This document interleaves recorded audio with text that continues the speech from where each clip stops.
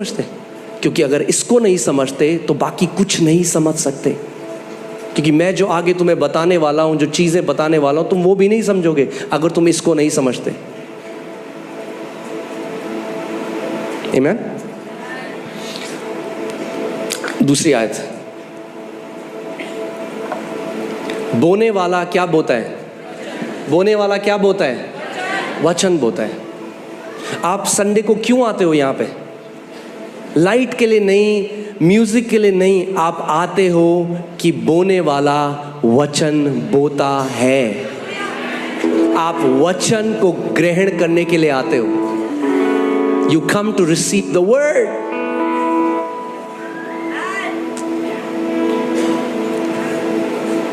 प्रभु यीशु मसीह कह रहे हैं, बोने वाला क्या बोता है? वचन को बोता है। यानी ये दृष्टांत एक फिजिकल बीज के बारे में नहीं है, ये दृष्टांत किसके बारे में है? परमेश्वर के वचन के बारे में है। बोने वाला वचन बोता है। अगली आयत, जो मार्ग के किनारे के हैं, जो मार्ग के किनारे के हैं जहां वचन बोया जाता है, ये वे हैं कि जब उन्होंने सुना तो शैतान तुरंत आकर वचन को जो उनमें बोया गया था उठा ले जाता है। अब मैं चाहता हूं कि आप ध्यान धरकर सुने कि परमेश्वर का वचन क्या कह रहा है। शैतान तुरंत आकर, बोलिए तुरंत। पता है आपको शैतान तुरंत क्यों आता है? क्योंकि शैतान को ज्यादा विश्वास है परमेश्वर के वचन में। वो जानता है कि अगर परमेश्वर के वचन का ये बीज इनके अंदर चला गया तो ये मेरे हाथ से गए।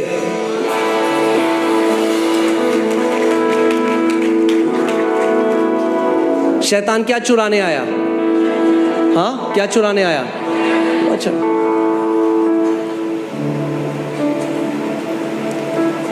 यीशु मसीह ने कहा यूहन्ना 10:10 में कि शैतान चोरी करने, घात करने और नाश करने के लिए आया।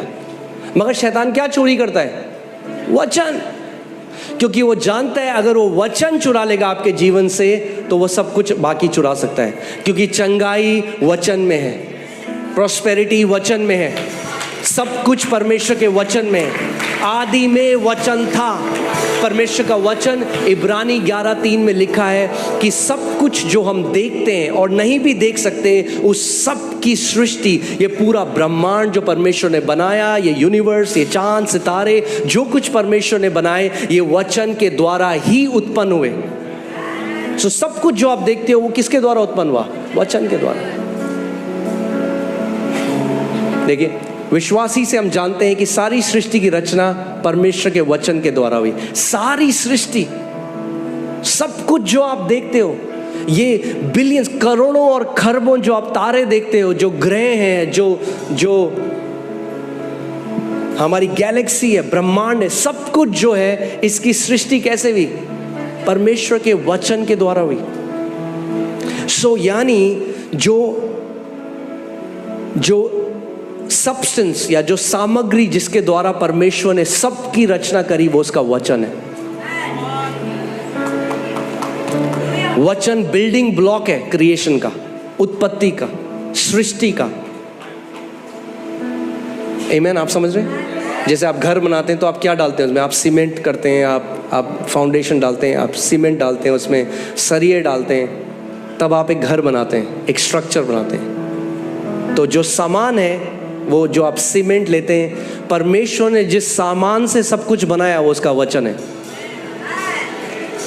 आमीन। सो वापस आते हैं उस दृष्टांत में। सो प्रभु यीशु मसीह ने कहा कि पहले, और ये जो अलग अलग भूमि, जो परमेश्वर का वचन जो प्रभु यीशु मसीह ने बताया, अलग अलग भूमि है, ये दर्शाती है अलग अलग टाइप के लोग जो बैठकर वचन को सुनते हैं, उनके हृदय का एटीट्यूड, स्वभाव, वचन के प्रति जो उनका स्वभाव है। सेम बीज बोया गया, मगर पहली भूमि पर कोई फल नहीं आया, दूसरी भूमि पर कोई फल नहीं आया, तीसरी भूमि पर कोई फल नहीं आया, चौथी भूमि पर 30 गुना, 60 गुना और 100 गुना फल आया। दिक्कत बीज की नहीं थी, दिक्कत भूमि की थी।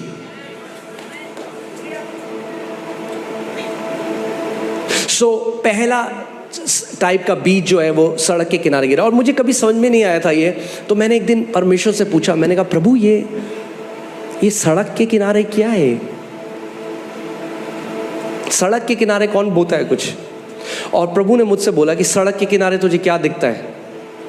और आज भी जब मैं आ रहा था तो मैं सड़क के किनारे देख रहा था। क्या दिखता है आपको सड़क के किनारे? आपको दिखेगा कूड़ा। सुबह जो झाड़ू मारता है सड़क के किनारे, सारे गुटखे के पैकेट, दूध की थैलियाँ, कुरकुरे के पैकेट, सारा जो कूड़ा है वो आपको सड़क के किनारे। सो ये पहले तरीके के लोग वो लोग हैं जो कलीसिया तो आते हैं, मगर जब वचन प्रचार होता है तो उसको कूड़ा समझते हैं। उनको कोई मतलब नहीं है वचन क्या बताया जा रहा है। वो एक आदत की तरह, या तो वो ईसाई हैं तो संडे को चर्च जाना है इसलिए आ रहे हैं, या दोस्त ले आया तो बैठना ही है इसलिए आ गए, या कई लोगों के अलग अलग कारण होते हैं जिसके लिए वो आते हैं, मगर वो वचन के लिए नहीं आते। आप जानते हैं परमेश्वर का वचन कहता है जब यीशु ने जब ये दृष्टांत बोला तो वो रोया। इसके बाद वो रोया। वो रोता है क्योंकि आपके जीवन में बहुत कुछ करना चाहता है।